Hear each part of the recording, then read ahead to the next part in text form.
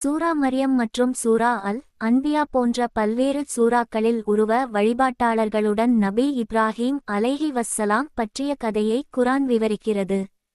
நபி இப்ராஹீம் அலைஹி வஸ்ஸலாம் அவர்கள் அல்லாஹ்வை மட்டுமே வணங்க வேண்டும் என்றும் சிலைகளை வணங்குவதை விட்டுவிட வேண்டும் என்றும் மக்களை நம்ப வைக்க முயன்றபோது கதை தொடங்குகிறது. அவர் அல்லாவின் அருட்கொடைகளை எண்ணி அவருடைய எல்லையற்ற ஆற்றலை அவர்களுக்கு நினைவூட்டினார். அல்லாஹ் தான் படைப்பவன், பராமரிப்பவன், ஆற்றல் மிக்கவன். மறுபுறம் சிலைகள் கடவுளாக இருப்பதை விட யாருக்கும் தீங்கு செய்யவோ அல்லது நன்மை செய்யவோ முடியாது. ஆனால் மக்கள் அவரது அழைப்பை நிராகரித்து கேலி செய்தனர். சிலைகளால் தங்களை தற்காத்துக் கொள்ள முடியாது என்பதை நடைமுறையில் மக்களுக்கு கற்பிக்க நபி இப்ராஹீம் அலைஹி வஸ்ஸலாம் விரும்பினார். அவர் அவர்களின் சிலைகளுக்குச் சென்று அவற்றை அழித்து மிகப்பெரிய சிலையை விட்டுவிட்டு கோடரியை சிலையின் மீது தொங்கவிட்டார்.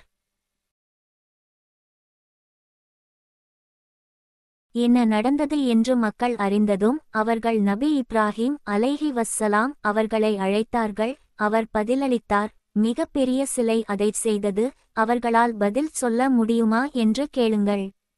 இது அவர்களை ஆச்சரியப்படுத்தியது மற்றும் அவர்கள் பொய் என்று நினைக்கிறார்கள். இருப்பினும் அவர்கள் தங்கள் ஷிர்க்கை வலியுறுத்தி நபி இப்ராஹீம் அலைஹி வஸ்ஸலாம் அவர்களை தீயில் கொளுத்தி தண்டிப்பதை நோக்கமாக கொண்டனர்.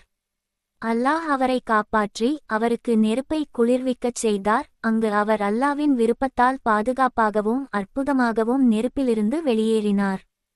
கற்றுக்கொண்ட பாடங்கள். அல்லாஹ் ஒரே கடவுள். ஞானத்தின் மூலம் மக்களை இஸ்லாத்திற்கு அழைக்கவும். அல்லாஹ் நம்பிக்கையாளர்களை வாழ்விலும் மறுமையிலும் காப்பாற்றுகிறார்.